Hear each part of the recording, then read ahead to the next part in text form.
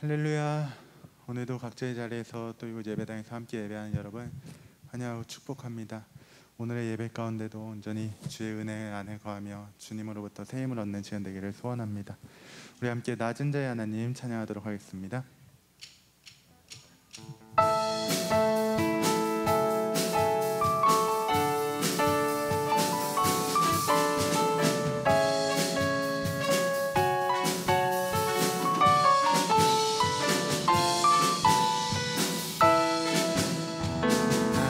가장 낮은 마음 주님께서 기뻐하시고 작은 일에 큰 기쁨을 느끼게 하시는도다. 내가 지쳐 무력할 때 주님 내게 힘이 되시고 아름다운 하늘나라 내 맘에 주시는도다. 우리에게 축복하신 하나님 사랑 낮은 자를 높여주시고 아름다운 하늘나라 허락하시고 내 모든 것 예비하시네. 찬양함의 기쁨을 감사함의 평안을 간구함의 하나님 알도록 찬양함의 기쁨을 찬양함의 기쁨을 감사함의 평안을 간구함의 하나님 알도록 우리 다시 한번 찬양함의 기쁨을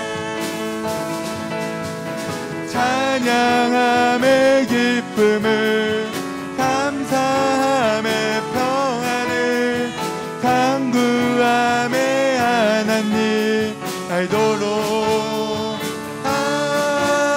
무화과 나무 잎이 무화과 나무 잎이 마르고 포도 열매가 없으며 감람나무 열매 그치고 논밭에 식물이 없어도 우리의 양떼가 없으며 외양간 송아지 없어도 난 여호와로 즐거워하리 난 여호와로 즐거워하리 난 구원의 하나님을 인해 기뻐하리. 무화과 나무 잎이 마르고 포도 열매가 없으며 감람나무 열매 그치고 논밭에 식물이 없어도 우리의 양떼가 없으며 외양간 송아지 없어도 난 여호와로 즐거워하리 난 여호와로 즐거워하리 난 구원의 하나님을 인해 기뻐하리라.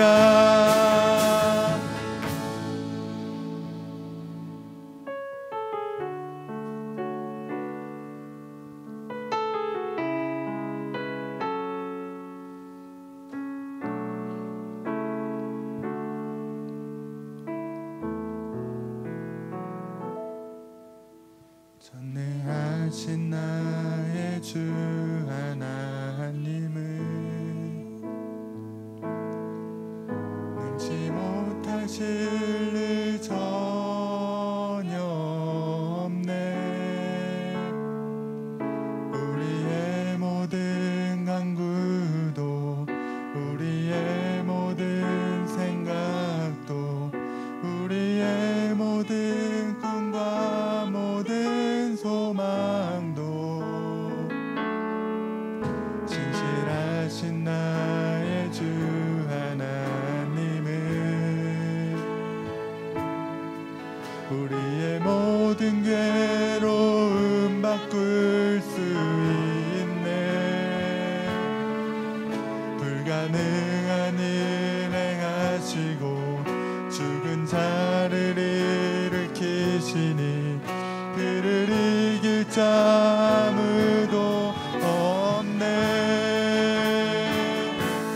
주의 말씀 의지하여 깊은 곳에 금을 던져 오늘 그가 놀라운 일을 이루시는 것 보라. 주의 말씀 의지하여 믿음으로 금을 던져 믿는 자에게 능치 못함. 우리 다시 한번 전능하신 나의 주 하나님은 전능하신 나의 주 하나님은 능치 못하실 일 전혀 없네. 우리의 모든 간구도 우리의 모든 생각도 우리의 모든 꿈과 모든 소망도 신실하신 나의 주 하나님은 우리의 모든 괴로움 바꿀 수 있네. 불가능한 일 행하시고 죽은 자를 일으키시니 그를 이길 자 아무도 없네. 주의 말씀 의지하여 깊은 곳에 금을 던져 오늘 그가 놀라운 일을 이루시는 것 보라. 주의 말씀 의지하여 믿음으로 금을 던져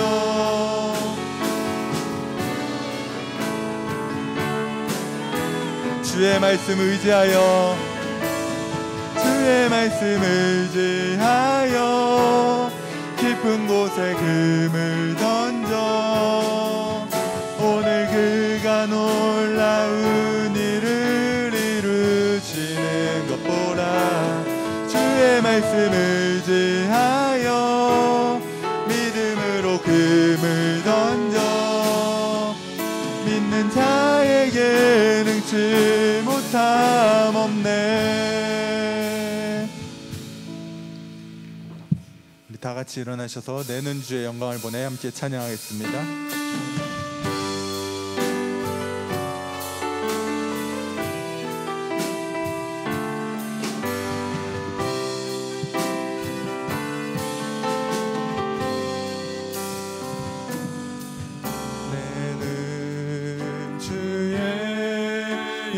영광을 보내 우리 가운데 계신 주님 그 빛난 영광 온 하늘 덮고 그 찬송 온 땅 가득해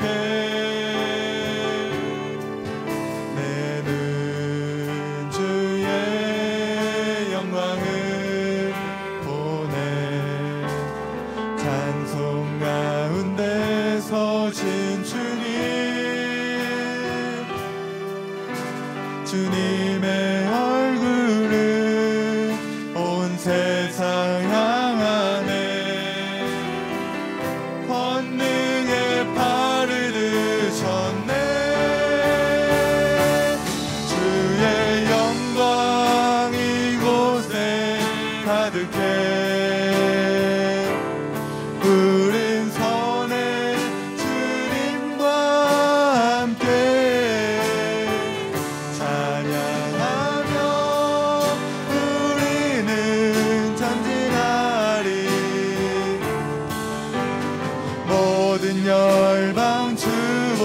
모든 열방 주 볼 때까지 모든 열방 주 볼 때 모든 열방 주 볼 때까지 모든 열방 주 볼 때까지.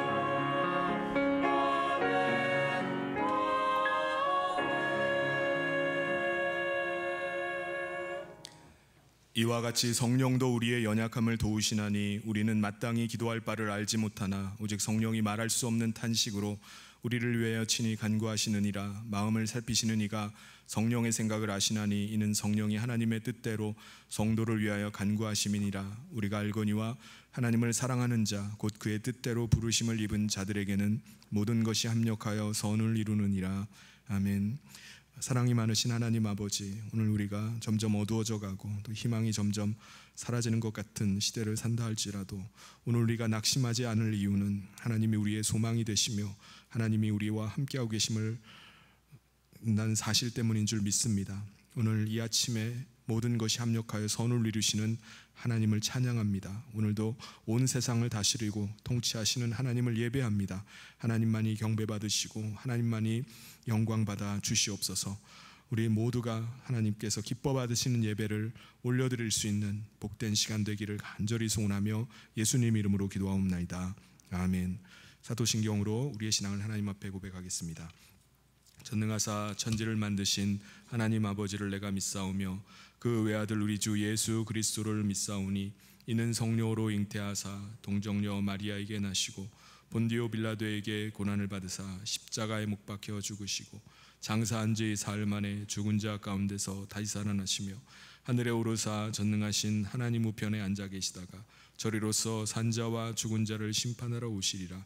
성령을 믿사오며 거룩한 공예와 성도와 서로 교통하는 것과 죄를 사하여 주시는 것과 몸이 다시 사는 것과 영원히 사는 것을 믿사옵나이다. 아멘. 모두 자리에 앉으셔서 다 같이 찬송가 542장 함께 찬송하겠습니다.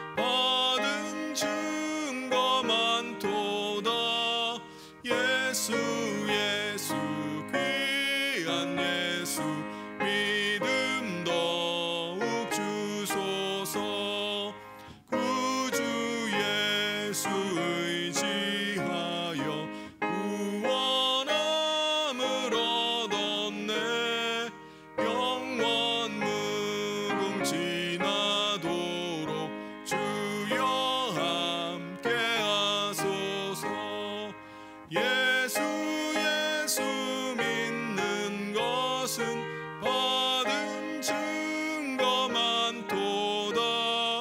예수 예수 귀한 예수 믿음 더욱 주소서. 아멘.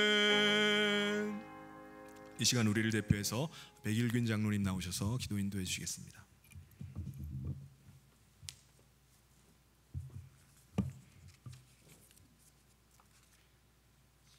지금도 살아계셔서 역사하시는 하나님 아버지, 지난 무덥던 여름이 지나고 하나님의 창조 질서 가운데 이제 아침 저녁으로 제법 신선한 바람이 불어오는 요즘 은혜로운 주의 전에 나와 예배드리게 하시니 감사를 드립니다. 공고하며 힘들었던 지난 한 주간도 전적인 하나님의 위로와 사랑과 은혜 가운데 넉넉히 이기며 살 수 있었음을 고백합니다. 세상 속에 살면서 하나님의 자녀답게 살지 못하고 영육의 연약함으로 알게 모르게 지은 죄를 회개하오니 용서하여 주시고 보혈로 씻어 주시옵소서. 우리 삶 속에서 살 때 왜 그렇게 바라볼 것이 많은지 하나님 한 분만을 바라보지 못하고 너무 많은 것을 바라보고 살기에 믿음을 지키지 못하고 살았음을 고백하오니 용서하여 주시옵소서. 세상의 모든 것은 질서 있게 창조하신 하나님, 사람을 만드시고 자연을 다스리라 하신 하나님의 말씀을 따라 자연을 아끼고 보존하며 후손에게 물려줘야 할 책무임에도 우리의 욕심으로 자연을 훼손함으로 인하여 자연의 환경이 파괴되어 기상이변과 자연의 재해가 세계 곳곳에 일어나고 있습니다. 우리의 탐욕으로 더 이상 자연을 훼손하지 않고 지으신 모든 세계가 보시기에 좋았더라 하신 말씀으로 다시 회복되게 하여 주시옵소서. 혼란스러운 나라 정세가 하루빨리 안정되게 하시며 대통령과 위정자들에게 하나님을 두려워하는 마음과 지혜를 내려주시어 먼저 국민이 안정되게 하시며 오직 국민만 바라보며 통치하게 하여 주시옵소서. 세상 땅끝까지 복음을 전파하라는 지상명령으로 세계 곳곳에 복음을 전하시는 선교사님들에게 은혜를 내려주시어 하나님 주신 사역 잘 감당하게 하시며 세계 열방이 하나님을 찬양하게 하옵소서. 특별히 우리 교회가 파송하여 세운 미얀마 개혁 신학교와 베델교회 유치원을 통하여 그 지역이 성지의 뿔이 되게 하시며 길갈에 세운 돌기둥같이 널리 전파되는 근원이 되게 하여 주시옵소서. 사랑의 하나님, 뜻이 있어 이곳에 우리 성년교회를 세워주시고 주님의 뜻이 하늘에 이루어짐같이 이곳에서도 이루어지게 하옵소서. 지역사회를 섬기고 영혼을 살리며 빛과 소금이 되는 교회로 세움받게 도와주시옵소서. 또한 어려운 코로나 상황 속에서도 하나님의 말씀으로 굳건하게 세워지기를 원하오며 세우신 백성준 담임 목사님에게 하나님의 비전을 성취해 나갈 수 있도록 영육이 강건하게 하여 주시며 지혜와 명철을 허락하시어 우리 교회의 예배 공동체, 인재 양성의 제자 공동체, 가정과 다음 세대를 세우는 공동체, 선교 공동체로 비전을 세워가는 성령이 충만한 성령교회 되게 하여 주시옵소서. 다니엘 세우신 담임 목사님 성령 충만하게 하사 능력의 말씀이 선포되게 하시며 영원히 살아나는 말씀 되게 하여 주시옵소서. 오늘 주시는 말씀이 한 주간 우리 삶 속에서 하나님만이 우리의 참 위로자이시며 참 주인이심을 믿고 세상 속에 살 때 믿음으로 이기게 하여 주시옵소서. 이 시간 찬양으로 하나님께 영광 돌리는 성가대의 귀한 찬양을 기뻐 받아주시며 예배를 위하여 수고하시는 예배위원들에게도 동일한 은혜를 내려주실 줄 믿사오며 이 모든 말씀 우리 주 예수 그리스도의 이름으로 간절히 기도드려 사옵나이다. 아멘.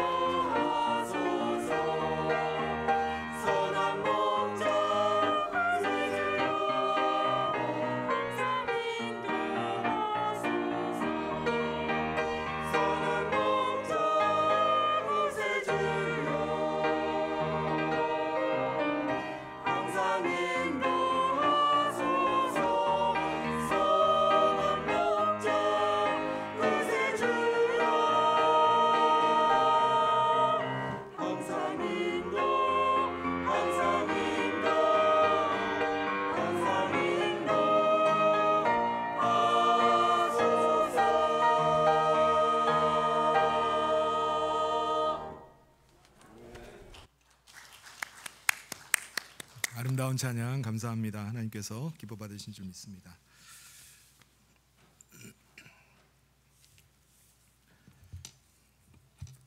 교회 소식 전해드리겠습니다. 성현교회 처음 나오신 여러분을 주님의 이름으로 환영하고 축복합니다. 예배 후에 새가족실에서 함께 인사를 나누고 가시길 바랍니다. 오늘 오후에는 목장 오픈 예배가 있습니다. 시간은 1시 30분이고요. 본당 4층 본당에서 있겠습니다. 우리가 코로나로 인해서 한 2년 이상을 목장 모임을 갖지 못했는데 우리가 목장 오픈 예배를 드리고 또 목장 예배를 다시 드리고자 합니다. 우리 성도님들의 많은 참여를 바랍니다. 새 마음과 또 하나님의 뜻을 붙잡고 우리 예배하는 가운데 또 하나님의 뜻을 발견하고 또 목장 모임을 잘 가질 수 있기를 바랍니다. 내일 청와대 방문이 있습니다. 출발은 오전 9시 30분이고요. 이미 가시기로 가시기로 신청하신 분들이 있는데 내일 오실 때 신분증 그리고 운동화, 모자나 혹은 양산을 준비해서 오시면 되겠습니다. 동서울 노회 체육대회가 9월 29일 날 있습니다. 우리 교회에서는 9시 30분에 출발하고 장소는 남양주에 있는 체육문화센터입니다. 우리 노회 체육대회도 매년 열리다가 코로나로 인해서 한 2년 정도 쉬었었습니다. 그러다가 다시 이제 가을에 다시 열리게 되었는데 많은 우리 노회 산하의 교회들이 같이 참여하고 성도들과 또 교제하는 시간입니다. 우리 성도님들의 참여를 바랍니다. 종목은 축구, 릴레이, 명랑운동회, 당체 줄넘기, 윷놀이 그리고 시간마다 경품 추첨이 있습니다. 아주 경품이 푸짐하니까 우리 성도님들도 함께 가서 응원도 하고 또 즐거운 시간을 가질 수 있기를 바랍니다. 신청은 우리 교육자 사무실에 신청해 주시기 바랍니다. 그리고 학습, 입교, 유아, 어린이 세례가 10월 9일 날 주일에 있습니다. 이번에 받기를 원하시는 분들은 우리 교육자 사무실 신청하셔서 교육 받고 또 10월 8일에 있는 문답에 참여하셔야 됩니다. 우리 자세한 사항은 우리 교육자 사무실에 문의해 주시기 바랍니다. 그리고 한마음 성경 통독 이번 주에 이사야부터 예레미야 말씀 읽는 가운데 귀한 은혜 받는 시간 되기를 바랍니다. 모임은 오늘 2부 예배 후에 전도회 원례가 있습니다. 각 전도회별로 모여주시기 바랍니다. 그리고 선교부가 다음 주에 3층 역사관에서 회의가 있겠습니다. 우리 선교부원들 참여해 주시기 바랍니다. 그리고 지난주에 우리 등록한 새 가족이 있습니다. 백수정 집사님 인도로 유현경 우리 성도님이 등록하셨고요. 그리고 유현경 성도님이 또 김봉엽 성도님을 또 함께 전도해서 등록을 했습니다. 소속은 우리 루리아 여전도회 그리고 수산나 여전도회입니다. 우리 여전대 회원들이 또 관심과 또 사랑으로 잘 맞아주시기 바라고요. 그리고 오늘 이 시간에 참여하셨나요? 여기 계시는구나. 잠시 일어나시면은 우리 같이 따뜻한 박수로 환영하도록 하겠습니다. 네, 감사합니다. 한 가지 더 소식은 우리 조명욱 집사님 어머님께서 어제군요. 어제 하나님의 부르심을 받으셨습니다. 장례식장은 서산에 있는 중앙병원 장례식장이고요. 함께 가서 또 위로해 주실 분들은 오늘 오후에 있는 목장 오픈 예배가 끝나자마자 출발하고자 합니다. 그때 함께 동행해서 함께 위로해 주시고 기도해 주시면 좋겠습니다. 교회 소식은 이상이고요. 하나님께서 오늘 우리에게 주신 말씀 함께 보도록 하겠습니다. 요한복음 4장 43절부터 54절까지 말씀입니다. 이틀이 지남에 예수께서 거기를 떠나 갈릴리로 가시며 친히 증언하시기를 선지자가 고향에서는 높임을 받지 못한다 하시고 갈릴리에 이르심에 갈릴리인들이 그를 영접하니 이는 자기들도 명절에 갔다가 예수께서 명절 중 예루살렘에서 하신 모든 일을 보았음이더라. 예수께서 다시 갈릴리 가나에 이르시니 전에 물로 포도주를 만드신 곳이라. 왕의 신하가 있어 그의 아들이 가버나움에서 병들었더니 그가 예수께서 유대로부터 갈릴리로 오셨다는 것을 듣고 가서 청하되 내려오셔서 내 아들의 병을 고쳐주소서 하니 그가 거의 죽게 되었습니다. 예수께서 이르시되 너희는 표적과 기사를 보지 못하면 도무지 믿지 아니하리라. 신하가 이르되 주여 내 아이가 죽기 전에 내려오소서. 예수께서 이르시되 가라 내 아들이 살아있다 하시니 그 사람이 예수께서 하신 말씀을 믿고 가더니 내려가는 길에서 그 종들이 오다가 만나서 아이가 살아있다 하거늘 그 낫기 시작한 때를 물은즉 어제 7시에 열기가 떨어졌나이다 하는지라. 그의 아버지가 예수께서 내 아들이 살아있다 말씀하신 그때인 줄 알고 자기와 그 온 집안이 다 믿으니라. 이것은 예수께서 유대에서 갈릴리로 오신 후에 행하신 두 번째 표적이니라. 아멘.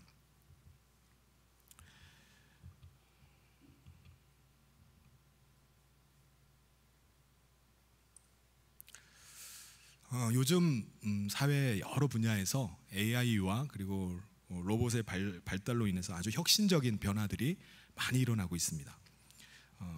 여러 기계들이 사람이 하는 일들을 대신해서 일하고 있어요. 물류 분야도 보면은 사람이 일일이 다 분류하고 상하차를 할 필요가 점점 없게 되어져 가고 있습니다.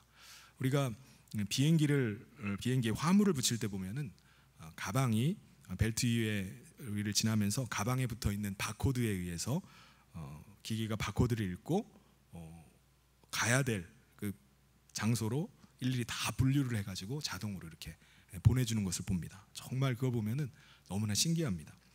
농업 분야도 아예 일찌감치 많은 농기계들이 사람의 손을 대신하고 있습니다.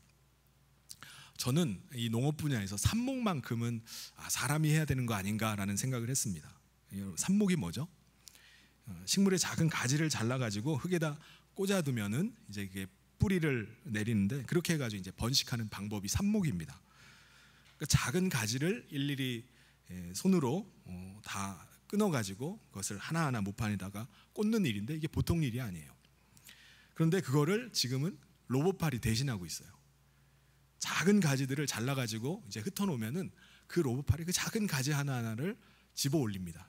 그래가지고 모판 하나에다가 다 꽂아놓는 거예요. 사람이 하면은 이제 계속 일을 못 하는데 이 로봇팔은요 1시간에 4,000개를 꽂아놓는다고 합니다. 그러니까 어마어마한 일량이죠. 의료 분야에도 아주 많은 변화들이 일어나고 있습니다. 사회적으로 가장 존경받고 또 수입으로 봐도 부동의 1위가 어떤 직업이죠? 의사입니다. 그만큼 사람의 손에 의존도가 높은 분야가 바로 이 의료 분야입니다. 그런데 현실을 보면요, 의사들이 하는 일이 점점 장비 다루는 기술자들이 되어가고 있어요. 이제는 로봇팔이 이제 그 일마저도 대신을 해서 수술까지 하는 시대가 되어버렸습니다.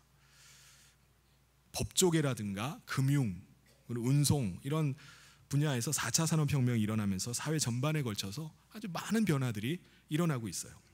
얼마 전에 뉴스를 보니까 금융업계 노조원들이 이제 근무 단축을 위해서 파업을 했다는 기사를 봤습니다. 그런데 은행원들이 파업을 해도 은행 업무에는 전혀 지장이 안 생기는 거예요. 왜 그렇죠? 은행 업무 자체가 고객을 상대로 해서 하는 대면 업무가 점점점 줄어들고 있기 때문입니다. 우리 없으면 회사가 돌아가나 봐라 하고서 이제 파업을 하는데 그건 사실은 이제는 옛날 얘기가 되어버릴 것 같아요. 이제 함부로 파업했다가는 그 사이에 그나마 있는 일자리마저도 기계가 대체해버리는 일이 생길 수가 있습니다. 여러분, 이러한 놀라운 변화들이 일어나는 이 시대 속에서 우리의 신앙은 어떤가요? 사람들이 질병에 걸리거나 문제가 생기면은 제일 먼저 어떻게 하죠? 제일 먼저 병원부터 달려갑니다. 좋은 의사를 만나고 또 좋은 약을 잘 처방받으면요, 웬만한 질병은 다 고칠 수가 있습니다. 요즘은 의사가 맥을 짚지도 않잖아요. 청진기 대고 숨 쉬어보세요 그렇게 하지도 않잖아요. 그런 시대가 아닙니다. MRI 사진을 한번 찍으면요, 아주 작은 미세한 혈관 하나하나까지 다 들여다볼 수 있습니다. 어디에 문제가 생겼는지 그걸 미리 예방하고 또 치료까지 할 수 있습니다. 또 웬만한 질병에는 다 좋은 약들이 다 있어요. 이런 시대 속에서 우리는 이런 생각을 하게 됩니다. 하나님께 기도하는 게 도대체 무슨 의미가 있을까? 믿음으로 하나님의 기적을 구하는 거, 이게 지금 이 시대에 필요한 것인가? 라는 생각을 하게 됩니다. 그런데 현실은 어떻죠? 최첨단 과학기술이 발달하고 의학기술이 아무리 발달했다 할지라도요, 지금 이 시간에도 병원에 가보면요, 수많은 사람들이 여러 가지 질병에 걸려서 치료를 받고 있습니다. 수많은 사람들이 의학기술로 치료를 받고 수명이 늘어났다 할지라도 수많은 사람들이 또 많은 질병에 걸려서 투병을 하고 있어요.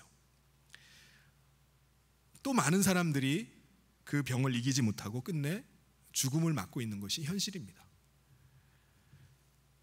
더군다나 최근에는 또 어떻죠? 없던 질병들이 계속 생겨나요. 코로나도 마찬가지잖아요. 코로나19도 과거에 없던 질병이 새로 생겨나서 지금까지도 계속해서 많은 사람들이 어려움 가운데 있습니다. 그러므로 우리 인간이 의학기술이 좀 발달했다고 해서 하나님 앞에서 교만을 떠는 것은요, 사실은 어리석은 일입니다. 오늘 우리는 여전히 하나님의 능력을 구할 수밖에 없고 또 하나님의 도우심이 없이는 살 수 없는 존재라는 것을 우리는 인정해야만 합니다. 오늘 말씀에도 죽어가는 그 아들을 바라보면서 안타까워서 예수님께 달려왔던 그 아버지가 아주 놀라운 기적을 체험하는 내용이 소개가 됩니다. 오늘 말씀을 통해서 우리가 오늘 이 시대를 살면서 우리가 어떻게 기도해야 되는지, 어떻게 응답받을 수 있는지를 좀 깨달을 수 있길 바랍니다. 그래서 하나님의 은혜, 놀라운 기적을 날마다 체험하는 그 은혜가 있기를 주님의 이름으로 축원합니다. 예수님께서 사마리아의 그 수가성에서 이틀을 머무시면서 많은 사마리아 사람들을 전도하셨습니다. 그리고 이틀이 지난 뒤에 사마리아를 떠나서 족장길을 따라서 이제 갈릴리로 들어오시게 됐어요. 그런데 갈릴리에 도착하셔서 예수님께서는 당시에 속담 하나를 인용하시면서 갈릴리 사람들이 예수님을 어떻게 영접했는지에 대해서 말씀을 해주시는 내용이 나옵니다. 어떤 속담이죠? 예수님이 무슨 속담을 인용하셨습니까? 44절에 친히 증언하시기를 선지자가 고향에서는 높임을 받지 못한다 하시고, 예수님이 이 속담을 인용하신 그 이면에는 갈릴리 사람들이 예수님을 제대로 영접했다는 겁니까? 안 했다는 겁니까? 갈릴리 사람들이 예수님을 제대로 영접하지 않았다는 거예요. 그러니까는 선지자가 고향에서는 높임 받지 못한다라는 말씀을 하시는 거죠. 그런데요, 45절에 보면은 갈릴리 사람들이 예수님을 영접했나요? 안 했나요?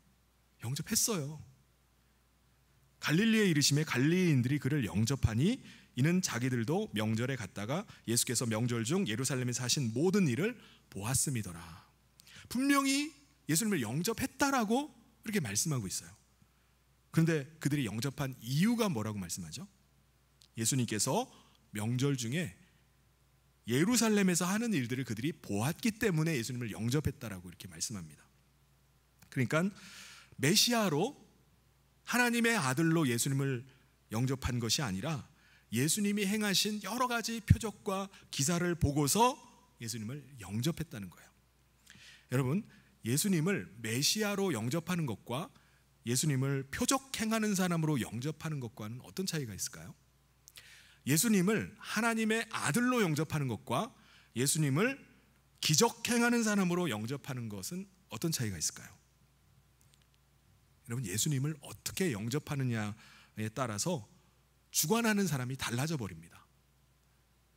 그러니까 예수님을 기적 행하는 사람, 표적 행하는 사람으로 영접하는 사람은요, 예수님을 자기가 주관하려고 해요.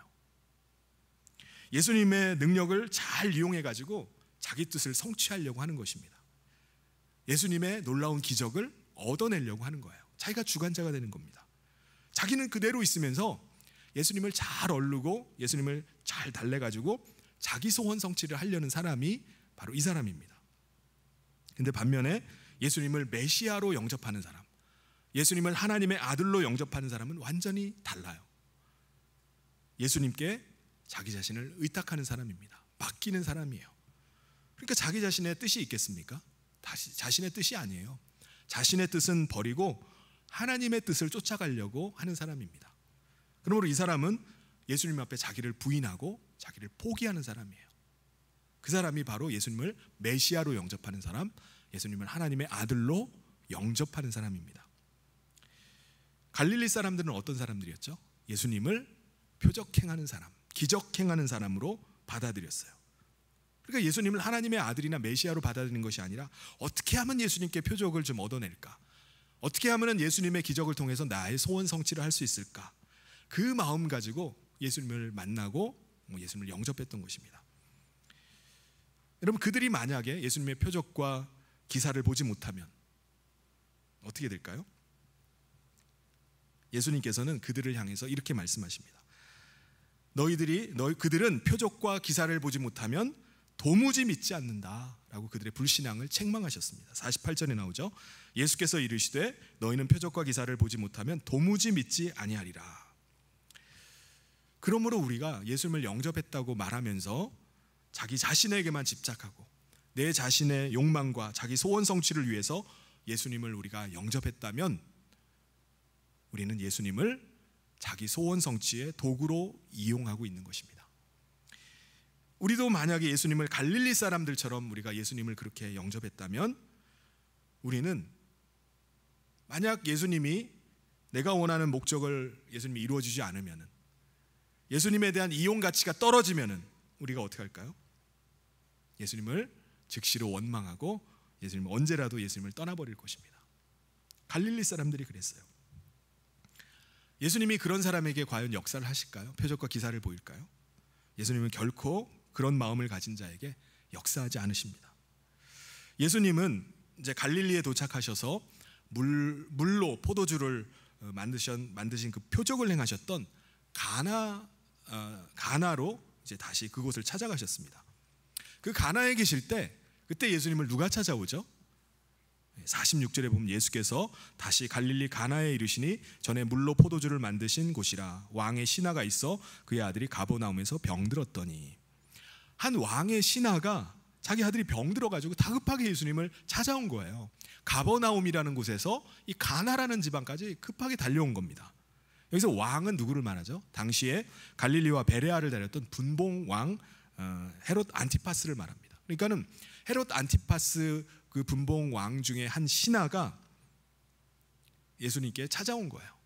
아마 이 정도 되는 사람이면 자신의 권력과 재력을 동원해서 자기 죽어가는 아들을 살리려고 백방으로 노력했을 겁니다. 근데 아무리 왕의 신하라 할지라도 죽어가는 아들을 살릴 수는 없었어요. 방법이 없는 겁니다. 죽어가는 아들을 위해서 이 아버지가 할 수 있는 일이 아무것도 없었어요.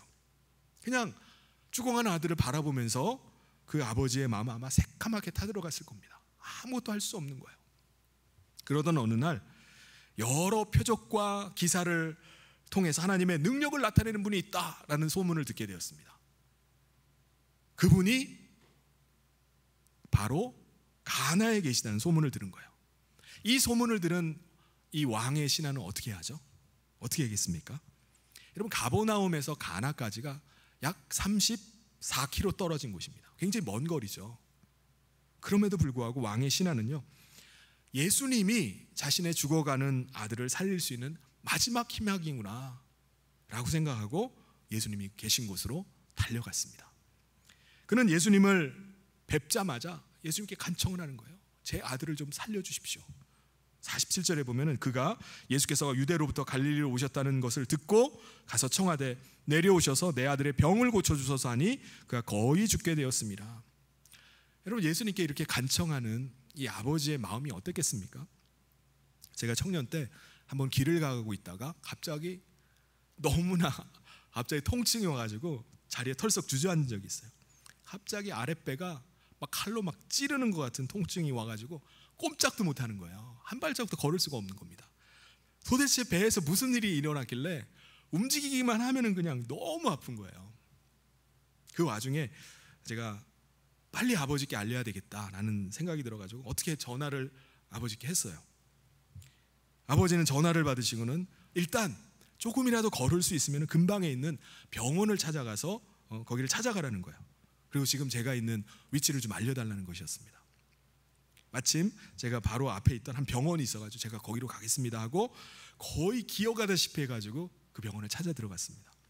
검사를 해보니까 다행히 방광에 있는 결석이 원인이었다는 거예요. 그래서 그 결석이 막 돌아다니면서 막 찌르니까는 통증이 막 오는 것이었습니다.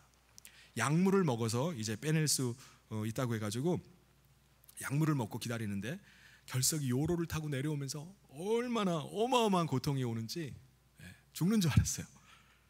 얼마나 아픈지 막 이를 악물고서 눈물이 막 툭툭 떨어지면서 참아냈습니다. 엄청 참았던 기억이 나요. 그 사이에 아버지가 병원을 찾아오셨습니다. 제가 다 죽어가는 목소리로 아버지께 전화를 했으니까 얼마나 놀라셨겠습니까? 당시에는 지금같이 이렇게 핸드폰이 있던 때도 아니었으니까 지금 무슨 일이 터진 줄 알고 아주 두렵고 답답한 마음에 달려오셨을 겁니다. 그래서 만사 제쳐놓고 달려오셨던 일이 있었습니다. 그런데 죽어가던 아들을 뒤로하고 예수님을 찾아 나섰던 왕의 신하의 마음은 어떻겠습니까? 왕의 신하의 마음은 예수님이 왕의 신하가 예수님께서 죽어가는 그 아들을 한 번만 살려달라고, 내 아들을 위해서 한 번만 가버나움에 같이 가달라고 애원하고 있는 그걸 보면요, 그때 아버지의 심정이 얼마나 안타까웠는지가 느껴집니다. 어쩌면은 예수님이 그에게 있어서는 마지막 희망이었을 수도 있어요. 예수님이 아니면은 아이가 살 길이 없다라고 느꼈을 수도 있습니다. 그러니까 그 먼 거리를 마다하지 않고 예수님께 그냥 한달음에 달려왔던 것입니다. 그런데 그의 그 간절한 애원에도 불구하고 왕의 신하에게 하신 예수님의 응답은 아주 의외입니다. 48절에 뭐라고 말씀하죠? 예수께서 이르시되 너희는 표적과 기사를 보지 못하면 도무지 믿지 아니하리라. 예수님은 아들을 위해서 아주 간청하고 있는 이 아버지의 부탁을 즉시 들어주지를 않으셨습니다. 오히려 표적과 기사를 봐야지 믿으려는 당시 사람들의 모습을 지적을 하셨어요. 어떻게 너희들은 표적과 기사를 봐야만 나를 믿느냐라고 말씀하신 겁니다. 그런데 왕의 신하는요, 예수님의 그 말씀에 전혀 아랑곳하지 않았습니다. 오히려 더 간절한 마음 가지고 제 아들이 죽기 전에 예수님 한 번만 가버나움으로 와주십시오, 그걸 부탁하는 겁니다. 여러분, 이 간청은요, 왕의 신하라는 자신의 신분, 지위 다 내려놓고 오직 아들 하나 살리겠다는 그 신념 하나로, 일념 하나 가지고 예수님께 간절히 매달렸던 기도입니다. 기도. 본문에 보면요, 왕의 신하가 2번이나 연거푸 예수님께 간구합니다. 예수님이 거절하는 말씀을 해도 전혀 아랑곳하지 않고 예수님께 연거푸 구해요. 이건 뭘 말하는 거죠? 예수님이 반드시 가야 됩니다. 예수님, 가버나움에 꼭 가주셔야 됩니다라는 그런 의지의 표현이에요. 여러분, 이 신하가 예수님께 구한 게 뭐죠? 자기의 죽어가는 아들을 살려달라는 거예요. 지금 신하에게 중요한 게 뭐겠습니까? 자기 물질인가요? 자기 집인가요? 자기 몸보다 더 중요한 것이 지금 죽어가는 자기 아들이에요. 여러분, 이렇게 귀중한 것을 놓고 간구를 하는데 그냥 예수님 가주셔도 좋고요, 안 가주셔도 상관없어요, 그렇게 구하겠습니까? 아니에요. 주셔도 좋고 안 주셔도 좋습니다, 그게 아닙니다. 꼭 가주셔야 됩니다. 반드시 가주셔야 돼요. 여러분, 만약에 왕의 신하가 아들의 질병을 돈 가지고 해결할 수 있었다면요, 이 아버지가 어떻게 했겠습니까? 돈으로 해결할 수 있다면 자기의 전 재산을 들여서라도 아들을 고치려고 했을 겁니다. 어떤 힘을 써서 도울 수 있는 일이라면 아버지는 그거 마다하지 않고 그 일을 했을 거예요. 그런데 이 아버지는 자기가 해줄 수 있는 게 아무것도 없었어요. 자기가 해줄 수 있는 건 마지막 희망이 바로 예수님이었습니다. 그래서 예수님을 그 먼 거리에서 찾아가서 간구한 것입니다. 여러분, 우리가 예수님께 간구할 때도 마찬가지예요. 한번 기도해보고 안 들어준다고 포기하는 것은요, 그게 기도가 아닙니다. 간구는요, 응답이 올 때까지, 믿음의 확신이 올 때까지 계속하는 거예요. 한마디로 기도는요, 불가능에 도전하는 겁니다. 아니, 불가능하기 때문에 기도하는 거예요. 우리 스스로 해결할 능력이 있으면 왜 우리가 기도합니까? 우리 스스로 해결할 능력이 없기 때문에, 인간의 힘으로는 어떻게 할 수가 없기 때문에 우리가 간구하는 거잖아요. 예수님은 이렇게 간구하는 그 왕의 신하의 간구에 응답을 해주셨습니다. 50절에 보면은 예수께서 이르시되 가라, 내 아들이 살아있다 하시니 그 사람이 예수께서 하신 말씀을 믿고 가더니. 여러분, 아들이 어떻게 나았다고 말씀하죠? 예수님께서 왕의 신하와 함께 가서 그 아들의 머리에 손을 얹고 안수기도라도 해주셨나요? 아닙니다. 예수님 안 가셨어요. 안 가시고 말씀만 하셨습니다.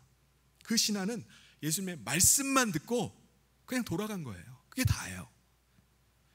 여러분, 예수님이 왕의 신하에게 뭐라고 말씀하셨습니까? 가라, 내 아들이 살아있다.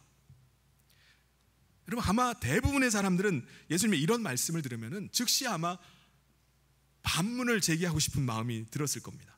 아니, 예수님 가서 보시지도 않고 어떻게 아이의 상태도 확인도 하지 않고 그런 말씀을 하실 수 있습니까? 여러분, 예수님 좀 너무한 거 아닙니까? 라고 아마 예수님의 태도에 대해서 아주 의아해했을 거예요. 그렇지 않나요? 근데 왕의 신하는요, 예수님께서 하신 말씀을 조금도 의심하지 않았어요. 그리고 예수님께서 말씀하신 그대로 즉시로 자기 집으로 돌아갔습니다. 아무것도 바뀐 게 없어요. 아이가 낳았다는 눈에 보이는 어떤 증거도 나타나지 않았습니다. 그럼에도 이 아이의 아버지는요, 예수님이 하신 말씀을 믿고 그냥 집으로 돌아가는 거예요. 여러분, 이 아버지의 믿음과 순종의 결과는 뭐죠? 놀랍게도 죽어가는 아들이 온전하게 회복되는 것이었습니다. 예수님의 말씀에 따라 집으로 돌아가던 신하는요, 가던 도중에 자기 종들을 만나게 됩니다. 종들이 자기 주인에게 뭐라고 말하죠? 51절에 내려가는 길에서 그 종들이 오다가 만나서 아이가 살아있다 하거늘. 이 종들은 죽어가던 아들이 살아나니까 너무나 이 기쁜 소식을 빨리 주인에게 알리기 위해서 주인이 있는 가나로 오고 있었던 것 같아요. 그러다가 주인을 만나게 되니까 지금 아이가 살아있습니다. 아이가 살아났습니다. 그걸 전해주는 거예요. 그렇다면 언제 그 아이가 살아난 거죠? 52절에 그 낫기 시작한 때를 물은즉 어제 7시에 열기가 떨어졌나이다 하는지라. 지금 우리 시간으로 따지면 오후 1시예요. 예수님께서 그 아들에게 치유를 선언하셨던 그 시간입니다. 이 말이 뭔 말이죠? 예수님께서 치유하신 거예요. 예수님께서 말씀하셨을 때 그 아이가 낫는 기적이 일어났던 것입니다. 여러분 가운데 어떤 질병이 있으신 분이 계십니까? 여러분 가운데 정말 반드시 해결해야 할 만한 그런 문제를 안고 계신 분이 계신가요? 예수님께서 지금 갈릴리 가나에 계신다면 여러분은 어떻게 하시겠습니까? 그 가나가 34km 떨어져 있다고 해서 여러분 안 가시겠습니까? 아니죠. 340km가 떨어지든 3,400km가 떨어지든 아무리 먼 곳이라 할지라도 비행기를 타서라도 가야죠. 예수님을 만나야죠. 근데 여러분, 놀라운 일이 무엇입니까? 그 신하의 아들을 살리셨던 예수님께서 성령님을 통해서 우리 안에 지금 거하고 계시다는 사실입니다. 오늘 말씀에 나오는 예수님은 어디 먼 나라에 계신 분이 아니에요. 우리가 전혀 만날 수 없는 그런 분이 아닙니다. 우리가 성령 안에서 기도하면요, 언제든지 예수님과 대화를 나눌 수 있는 거리에 계신 분이에요. 예수님께서 성령님을 통해서 우리 가운데 말씀을 주시는 거리에 계신 분입니다. 우리가 예수님의 말씀을 믿고 순종할 때 우리 가운데 어떤 일이 일어납니까? 왕의 신하가 예수님의 말씀을 믿고 돌아갔을 때 놀라운 기적이 일어났던 것처럼 예수님은 오늘도 우리의 믿음 가운데 놀라운 기적을, 놀라운 역사를 일으키는 줄 믿습니다. 여러분, 왕의 신하는요, 예수님의 그 한마디 말씀 들으려고 왕복 68km를 마다하지 않고 갔어요. 가라, 내 아들이 살아있다. 여러분, 이 말씀 한마디, 예수님의 이 한마디 말씀만 들을 수 있다면 68km가 대수인가요? 더 먼 거리라도 가야죠. 마태복음 8장에 보면 예수님의 말씀이 얼마나 능력 있는지를 보여주는 한 사건이 나옵니다. 한 백부장이 자기 종이 중풍병에 걸려서 괴로워하고 있을 때 이 백부장이 예수님을 찾아왔어요. 그래서 예수님께 자기의 종을 좀 고쳐달라고 요청을 합니다. 그때 예수님께서는요, 이 왕의 신하에게 하셨던 반응과 달리 내가 가서 고쳐주겠다고 말씀하셨어요. 근데 백부장이 뭐라고 대답하죠? 마태복음 8장 8절에 백부장이 대답하여 이르되 주여 내 집에 들어오심을 나는 감당하지 못하겠사오니 다만 말씀으로만 하옵소서. 그러면 내 하인이 낫겠사옵나이다. 백부장이 지금 뭐라고 말하죠? 말씀 한마디만 해달라는 거예요. 예수님 말씀 한마디만 해주십시오. 그러면 낫습니다. 그때 예수님께서 가라 내 믿음대로 될지어다 말씀하셨습니다. 그리고 그때 어떤 일이 일어났죠? 성경은 그 즉시 그 하인이 나았다라고 말씀하고 있습니다. 여러분, 우리 예수님은요 멀리 계신 분이 아닙니다. 우리 안에 거하시는 분이요 우리의 간구에 귀를 기울이고 계신 분이세요. 여러분 이 사실 믿으십니까? 예수님은 아예 우리의 이름으로 구할 것이 아니라 예수님의 이름으로 구하라고 말씀하셨어요. 이 말이 무슨 말입니까? 우리가 예수님의 이름으로 간구할 때 그 일은 우리의 일이 아니에요. 그 일은 그때부터 예수님의 일이 되어버립니다. 요한복음 14장 13절에 너희가 내 이름으로 무엇을 구하든지 내가 행하리니 이는 아버지로 하여금 아들로 말미암아 영광을 받으시게 하려 함이라. 우리가 간구할 때 예수님은 내가 행하리라 라고 말씀하셨습니다. 내가 행하겠다는 거예요. 그러므로 우리가 예수님의 이름으로 간구하면 그 응답은 예수님께 전적으로 맡기면 돼요. 여러분 예수님께 맡기면 예수님께서 접수하신 것이고 예수님께서 접수하신 것은 예수님께서 처리하실 것입니다. 우리가 예수님께 기도했다 금방 낫지 않는다고 해서 기도해도 소용없네, 기도해서 뭐하나 포기해버리는 것은요 정말 어리석은 일입니다. 그것은 마치 예수님께 제출해놓은 서류를 제출해놓고서 예수님께 다시 서류를 돌려달라고 하는 것 똑같은 거예요. 오늘날 우리에게 왕의 신하와 같은 믿음이 있나요? 여러분 오늘 우리에게 백부장과 같은 그 말씀만을 붙잡고 가는 믿음이 우리 가운데 있습니까? 여러분 우리가 믿지 않는다라는 말은요 예수님께 일하실 기회를 주지 않는다라는 말과 똑같습니다. 열심히 서류는 접수해놓고 일어서면서 예수님께 다시 서류를 내달라고, 서류 내놓으라고 하는 것과 똑같은 겁니다. 우리가 기도했다면 예수님께서 일하실 기회를 드려야 됩니다. 이사야 62장 6절 7절에 보면 예루살렘이여 내가 너의 성벽 위에 파수꾼을 세우고 그들로 하여금 주야로 계속 잠잠하지 않게 하였느니라.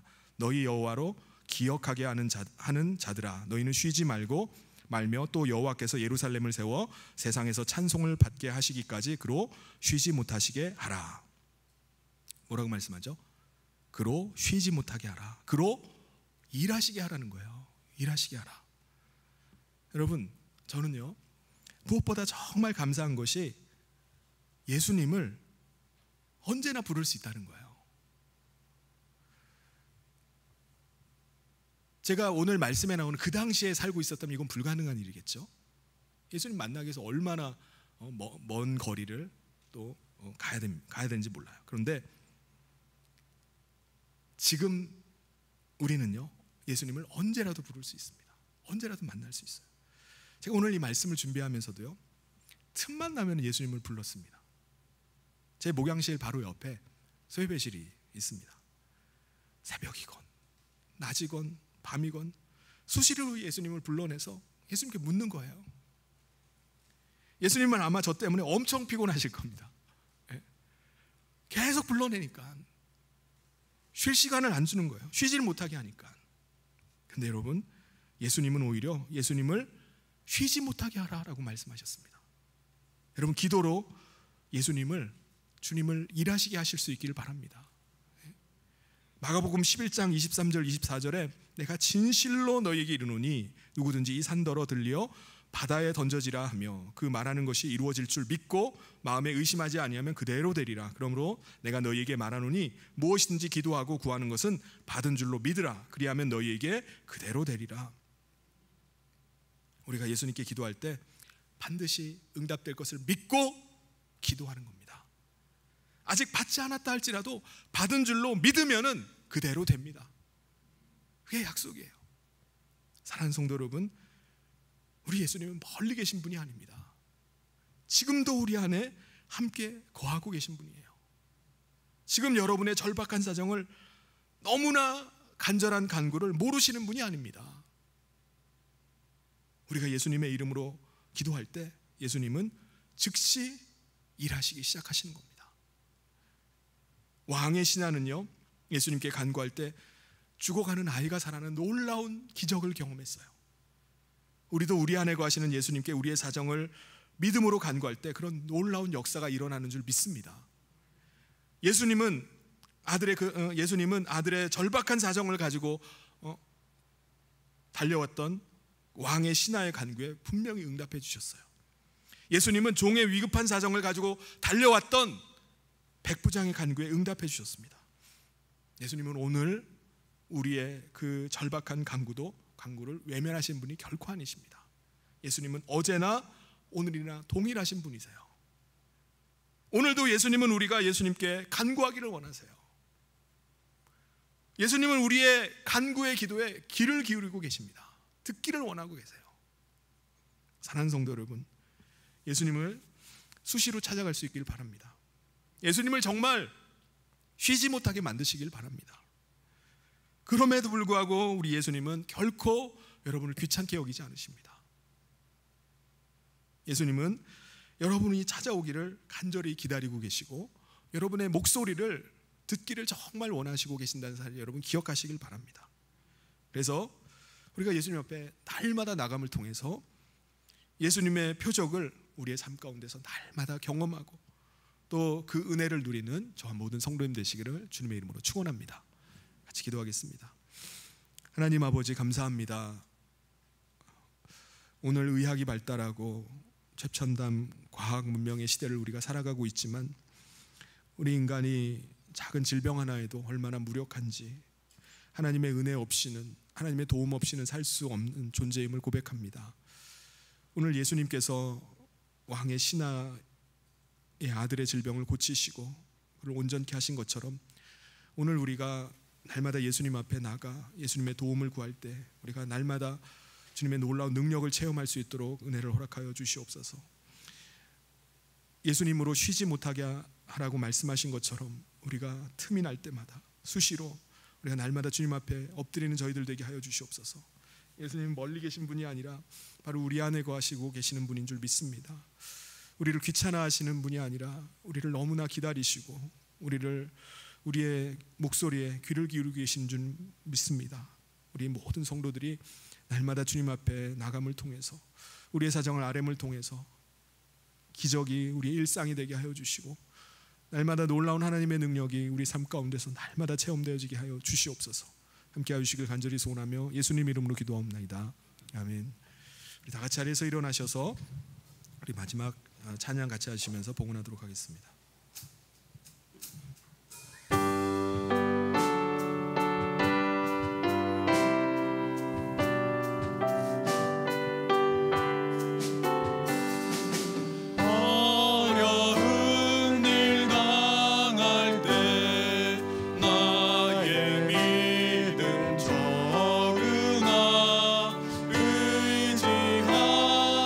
내 주를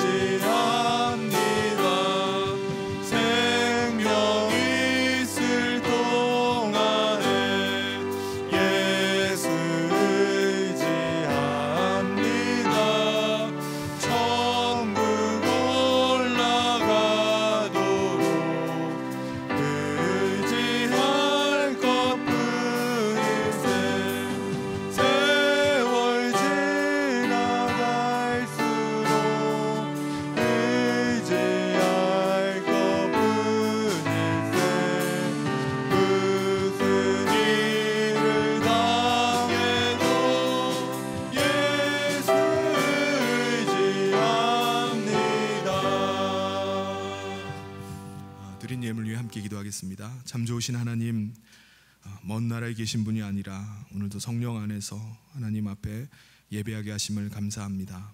우리의 간구에 귀를 기울이시고 우리가 간구할 때마다 일하시기 시작하시는 주님을 예배하며 오늘 이 시간 우리 성도들 귀한 예물을 하나님 앞에 올려드립니다. 우리가 올리는 예물과 우리의 마음을 기쁘게 받아 주시옵소서. 10의 1을 구별하여 드리고 감사의 예물을 드리고 땅끝 선교와 또 생명구원을 위한 전도 예물, 그리고 주님의 전을 위해 드리는 예물을 하나님께서 축복하여 주시고 주님의 영광을 위해서 귀하게 사용되게 하여 주시옵소서. 절박한 인생의 문제를 가지고 또 하나님의 능력을 구하고 하나님의 치유하심을 구하는 우리 성도들이 있습니다. 예수님의 이름으로 예수님께 맡겨드리오니 예수님께서 일하여 주시옵소서.